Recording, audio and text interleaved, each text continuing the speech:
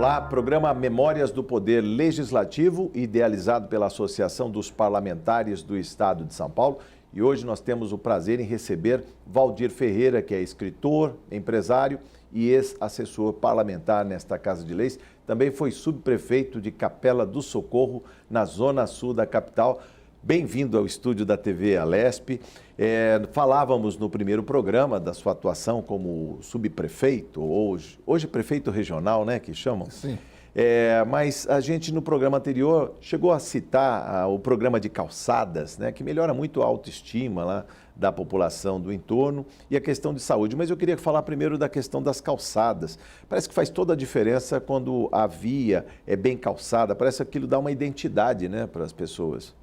Inclusive, na região de Mananciais, as calçadas têm que ser permeáveis, né? Sim. Então tem que ser aqueles tijolinhos, você não pode fazer uma calçada que não tenha frestas, né? Sim. Onde a água possa penetrar. Ela não é assentada, né, sobre cimento, às vezes é até areia, né? Nivelada, areia, né? Então é um piso que faz passar a água da chuva, por exemplo. Então, isso, você não tem empoçamento de água. Sim, Ela é devolvida para o lençol freático. Olha, tem nome e sobrenome. Programa Passeio Livre, 10.344 metros quadrados de calçadas construídas com esse padrão, que é a acessibilidade e socialização. Como é combinar essas duas coisas? Isso, né? Quando as pessoas têm uma calçada, eles realmente se sentem valorizados. Sim. Vão passear, vão curtir o seu lazer, né? Sim. É mais cara, mas a durabilidade também é maior, né? A durabilidade é maior. E tem um retorno ambiental muito grande, né? Você devolve a água pelo lençol freático. Sim, sim.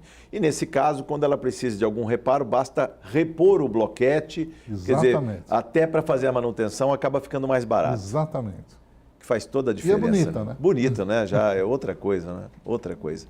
A questão de saúde também, que a gente falava, também houve avanço, porque numa área que tem tanta água, e sabemos que mais da metade das doenças brasileiras tem veiculação hídrica, ou seja, é a contaminação pela água que lota as unidades básicas de saúde, os hospitais, os postos de saúde. Está aí o atendimento aí aí é o UBS Chácara do Conde, 150 mil pessoas beneficiadas. Questão da saúde lá na região. Então, quer dizer, o fato de que nós saneamos os córregos e a represa mostrou que os números diminuíram bastante em relação às doenças de veiculação hídrica.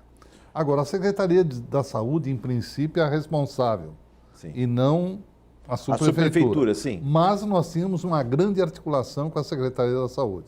Por falar em articulação, a gente está falando de saúde, podíamos falar de educação, podíamos falar de segurança, mas parece que está tudo interligado. A questão da habitação está diretamente ligada à questão da saúde, porque se a casa não oferece, né, digamos, saúde, a pessoa vai parar no hospital.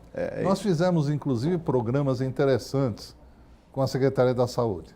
Sim. Nós descobrimos, estatisticamente, que existia um grande número de pessoas que ficavam com problemas de locomoção, até morriam, por cair de lajes.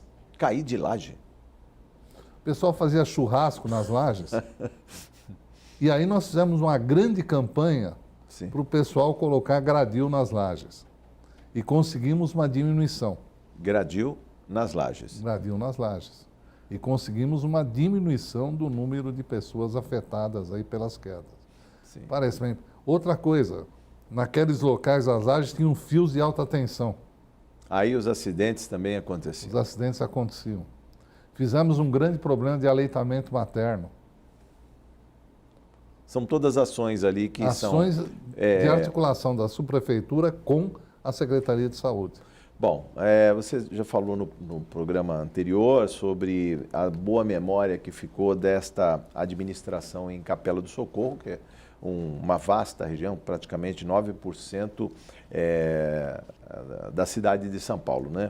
Mas também densamente povoada, também como foi dialogar com uma população que tem muitas carências, Valdir. Porque tudo vai parar no guarda-chuva do poder público. Alguns exemplos. Por exemplo, nós tínhamos um grande número de agressões a mulheres e a crianças. Então, nós montamos ali ao lado do Centro Cultural um programa onde jovens advogados ou pessoas em formação atendiam as mulheres que sofriam agressões. Sim. Isso foi, assim, algo que nos deu muito retorno, muita satisfação de fazer e um grande reconhecimento da população. Sim. Eu queria que, a gente não falou no programa anterior, mas era interessante falar um pouco da sua formação. Você é físico de formação, é? Eu tenho uma formação, eu fiz engenharia na Poli, fiz física na USP e durante o curso de física eu fiz o curso de filosofia na USP, todinho. Depois fiz uma pós-graduação em ciências sociais na PUC e um curso e um mestrado na área da educação. Um engenheiro politécnico, físico. E gosto muito de humanas e de literatura. Pois é, eu falei sobre isso para dar gancho de um livro, de sua lavra, Valdir Ferreira, O Salmo Secreto, né? Isso. Salmo Secreto. Fala desse livro para a gente, para o nosso telespectador. Aliás, ele conta a história de 2 professores, é isso? São 2 professores, né? Um peruano e uma professora baiana, né? Que acabam tendo um romance para dar aquele Sim. sentido para o livro. Mas eu inspirei um pouquinho no Dan Brown, que passa aquelas seitas, né? Que tem 2.000 anos de história. Sim. E aí eu procurei usar nesse livro toda a minha formação. Então tem aquela história de pergaminho secreto, de seitas, mas aí eu vou discutindo, por exemplo, Galileu Galilei, Giordano Bruno, as teorias do universo, né? As teorias heliocêntricas, geocêntricas, as discussões deles com a igreja, né? Por que eles foram parar em Salvador? É Salvador que a história se passa, é isso? Não, a história se passa uma parte em Salvador, uma parte em Lisboa, uma parte na França de hoje, uma parte na América Latina de hoje. Conta por que Salvador aí, por que Salvador foi parar na tela? Primeiro, a professora da Baiana. A professora baiana, tá. Segundo, Salvador foi a capital do Brasil durante muito tempo. Sim. E tem uma figura lá de literatura que eu gosto muito, que é o Gregório de Matos Guerra, o Boca do Inferno. O Boca do Inferno. Uma pessoa que contestou o poder público naquela época com muita propriedade. Aliás, os baianos em 2 de julho, né, recentemente passado, comemorou também a expulsão dos portugueses, né, porque veio a independência do Brasil, 1822. 1823, os baianos expulsando os portugueses aqui das águas territoriais brasileiras, né? Eu como sou brasileiro, eu falei, eu tenho que pensar no Brasil. Aí como eu tinha um pergaminho e estava ligado à igreja, eu falei, qual era o estado que teve o maior número de igrejas? É a Bahia, Salvador. E foi capital do Brasil no século XVII. Sim. Então eu falei, então é fundamental que eu coloque nesse contexto, pelo menos, essa história de Salvador, um momento extremamente rico da história do Brasil. Sim. E você falou também, além de Salvador, França, a França de hoje? A França de hoje, passa pelos Incas, pela civilização Inca, em 1530, né? Como é que a gente pode chamar? É um romance... Um romance de ficção histórica. Um romance de ficção histórica. Que aborda, inclusive, o período da Inquisição. Por quê? Por quê? Então, porque quando a gente discute as teorias cosmogônicas, o geocentrismo e o heliocentrismo, a igreja era contrária, né, à evolução da ciência. Então, eu procuro trazer nesse livro esses embates entre a ciência e a Inquisição. Alguém foi queimado aí no livro por Giordano heresia? Bruno. Giordano Bruno está aqui, não. Giordano Bruno foi queimado em fogueira. Sim. O Galeão não foi porque ele afinou. Ele mudou de opinião. Ele disse que mudou de opinião. Mudou de opinião. Aí nós discutimos a reforma protestante, as diferenças entre Lutero e Calvino, né? Sim. Lutero foi extremamente evoluído. Sim. Ele desenvolveu muito no sentido de, inclusive, de traduzir a Bíblia do latim para o alemão, fazer as missas em alemão e não em latim. E já o Calvino praticou a Inquisição na Suíça. Inclusive matou na fogueira o Miguel Servet, que foi o primeiro homem a descobrir a circulação do sangue. E o que então foi uma Inquisição evangélica, vai protestante. Sei. Nesse período de história, como colocar o Brasil, digamos? Você está falando de Salvador, mas é uma Salvador muito diferente, quer dizer, era a capital, né, ainda do Império, mas uma cidade muito diferente, né, do que a gente tem hoje, né? Depois a capital foi transferida para o Rio de Janeiro e nos anos 60, né, 1961, para Brasília. Mas que Salvador é essa que dialoga com outras praças, vamos dizer assim? Então, o livro começa em Salvador nos dias de hoje. Porque os dois professores dão aula em Salvador, na Universidade Federal. Então, tudo começa em Salvador. Sim. E por isso, depois nas escavações, se descobre um pergaminho, tal, coisa desse tipo. Esse pergaminho é de fato indestrutível? Ou ele suportou esses 2000 anos aí de mãos em... Essa é a parte ficcional, né? Sim. Que procura dar uma certa cor.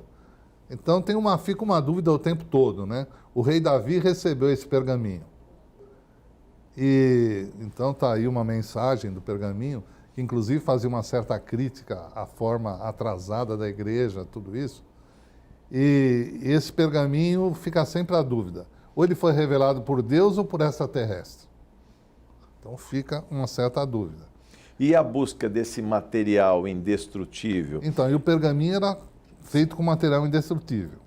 Aí tem uma discussão no livro, aí todo mundo, depois, na época moderna, se tenta conseguir pegar esse material indestrutível e tentar reproduzi-lo. Tá. E aí é uma discussão, como é que se comportaria um mundo capitalista diante, digamos, de um material indestrutível, né? O nosso presidente da República, Jair Bolsonaro, faz propaganda do nióbio, que não é indestrutível, mas já foi já foi descoberto há muito tempo e já dá liga com ferro, com outros materiais e tal. A gente tem reservas minerais aqui que poderiam ser melhor exploradas, Exatamente, não tem dúvida quanto a isso. Quem sabe, né? Buscar um material, não digo indestrutível, mas algum material aí que tenha... Sim, indestrutível é ficção.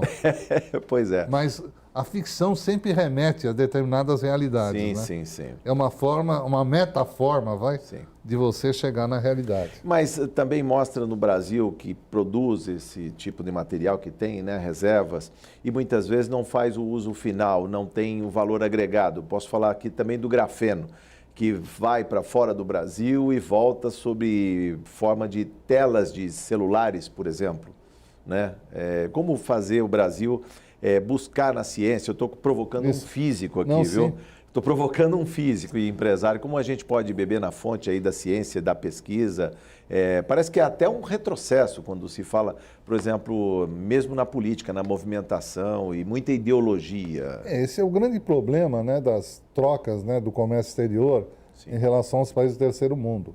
Que eles vendem matéria-prima, né, produtos agrícolas, e compram materiais industrializados com alto valor agregado. Sim. Isso faz com que a troca não seja justa, né? Nesse ponto, o Brasil se iguala ao que era o Brasil imperial, ainda exportando o açúcar. Hoje, o açúcar também é uma grande commodity de exportação da nossa pauta, né? Então é fundamental que a gente ou o café, ou... Não estamos falando mais do pau-brasil, né, Valdir? Vamos falar de outras coisas agora, mas a gente continua exportando aí o complexo da soja, café ainda, temos aí uma vasta pauta. Nós tivemos um avanço grande com a Embrapa, né? Sim. Chegou a fazer pesquisas importantes. Mas eu acho que o Brasil, você vê que os países que investiram efetivamente em educação e pesquisa acabaram tendo um desenvolvimento muito maior. Foi o caso do Japão, foi o caso da Coreia, né? Mas no Brasil também tem alguns casos. A Embraer é a nossa joia da coroa aqui. A Embraer, a Embrapa fizeram bons trabalhos. Pois é. A Embraer principalmente, né? Que vendia avião que então, dominava o setor no mercado. O que nós temos é que tomar esses exemplos e fazer com que eles sejam aplicados em outras áreas, né? Onde isso não está acontecendo. Sim. Como empresário também, você vê grandes desafios colocados aí para nós brasileiros. O Brasil acaba de se tornar também signatário de um acordo, né, do Mercosul com a União Europeia. Um acordo esse que estava gestado aí 20 anos, saiu agora a assinatura, mas parece que ele vai se prolongar ao longo de 10 anos para regular as trocas, né? Exato. Retirar as proteções que existem aí entre os países. Teoricamente, ele deve aumentar o volume de negócios do país, Sim. né? Mas como empresário, qual o seu ramo, Valdir? Então, eu tenho uma empresa que o DNA é sustentabilidade. Nós fabricamos luminárias, com LED principalmente, Sim. que conseguem fazer uma grande economia de energia. E a maioria das empresas nessa área, Sim. eles simplesmente compram as luminárias da China e revendem aqui. Nós fizemos o contrário. Nós começamos com uma área de pesquisa e desenvolvimento. Tá. Então, nós procuramos fazer os nossos próprios circuitos e tudo customizado. Nós não trabalhamos no varejo. Nós vamos num supermercado, por exemplo, Pão de Açúcar, o Walmart, fazemos um levantamento e aí construímos as luminárias o mais adequada possível para aquele tipo de ambiente. Agora, há preocupação enquanto empresário, no caso, com um acordo como esse, que se de um lado a França tem preocupação com a agricultura brasileira, os brasileiros, os industriais brasileiros não têm preocupação com a Europa se houver, digamos, a retirada de fatores de proteção aqui no Brasil? Nós não entramos ainda na área, atualmente nós trabalhamos em 20 estados, mas não temos uma atuação a nível internacional, não exportamos. Mas estamos pretendendo. Já temos uma reunião marcada com a Universidade de Coimbra. Procuramos fazer convênios com a Unifesp, com as FATECs, para desenvolvimento tecnológico. E a questão da mão de obra? Muito se fala do preparo que tem um trabalhador na Alemanha, na Bélgica, na França, nos países lá da União Europeia, e em relação à nossa mão de obra e principalmente a questão da nossa produtividade, Valdir. O que falar sobre isso? Então, nós estamos procurando trabalhar esse tema através, nós temos a FATEC de Itaquera. A FATEC de Itaquera é especializada em energia e iluminação. Essa unidade já sai... É especializada nisso. Então, nós estamos desenvolvendo convênio, tanto para trazer profissionais de lá, como para eles tornarem nossos funcionários conseguirem um resultado melhor no seu trabalho. A FATEC parece que tem uma grande empregabilidade, né? As pessoas já saem praticamente, já saem contratados aí dos cursos, né? E estamos desenvolvendo, inclusive, em pesquisa, outras formas de utilização de energia. Estamos com energia solar, né? Energia fotovoltaica, e estamos desenvolvendo agora em pesquisa energia por atrito. Quando você anda num supermercado, o atrito pode gerar uma energia elétrica, energia eletrostática, que se transforma em iluminação, sem custo nenhum. Sem custo nenhum? Parece coisa de ficção. Bom, eu digo, parece ficção. A gente vê aquela garotada ou pedalando ou andando com um som, com uma batida, e aquilo já gera energia para a próxima. Isso já acontece, já é possível acontecer num supermercado? É possível assim, quer dizer, você tem que gastar alguma coisa em modificar o piso. Para que o piso tenha condições de conseguir... Em absorvendo aquele atrito, transformar em energia elétrica. Mas quando você calcula isso em 4, 5 anos, o retorno é excepcional. Puxa vida. E você não paga energia, né? Você paga a implantação e depois você usufrui disso durante anos. Pois é. Eu quero saber também do físico, né? Eu digo que a gente tem um momento muito difícil, o mundo, né, vem atravessando isso. Que o digam os terraplanistas, as pessoas, né? Que o digam os terraplanistas. Ou seja, há um certo apagamento da ciência, da intelectualidade, né? Parece que a vida está muito ligeira, muito no zap. O que falar para essa nova geração aí, Valdir? Você que tem aí a obra, vou até mostrar mais uma vez, o Salmo Secreto, Valdir Ferreira aqui contando a história de 2 professores universitários, né? Em Salvador. Brasileiros, um brasileiro e um peruano. Para dar uma ideia de integração latino-americana. Precisamos muito, né, dos hermanos, né? Por que não?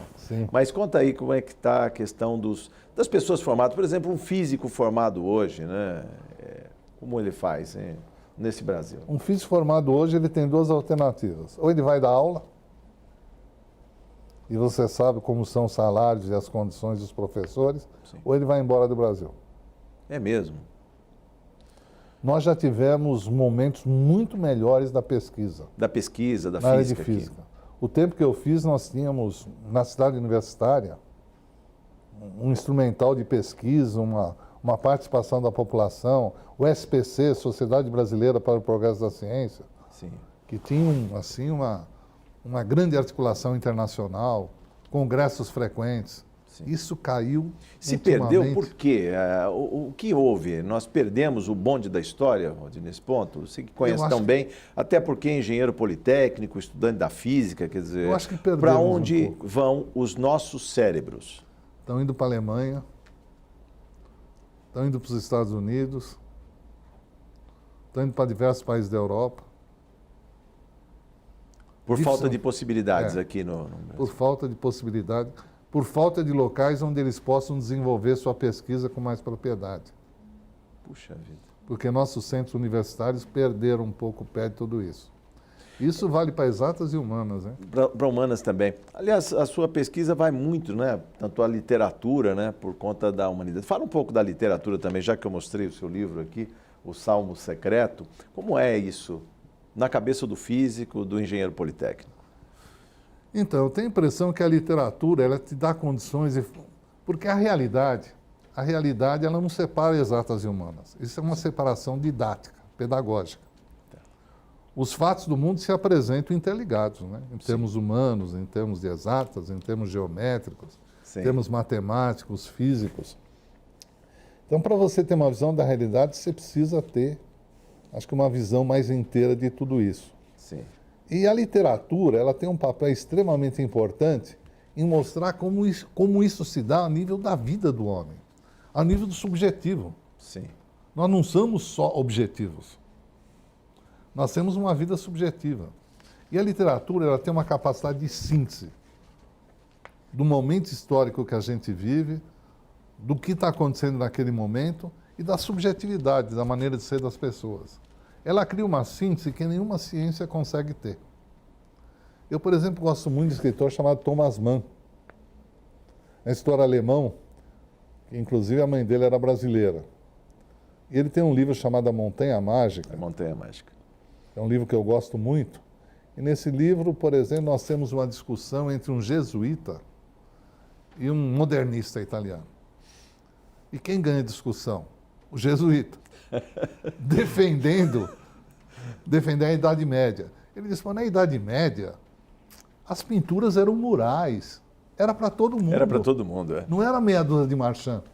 Exatamente. O teatro estava na rua.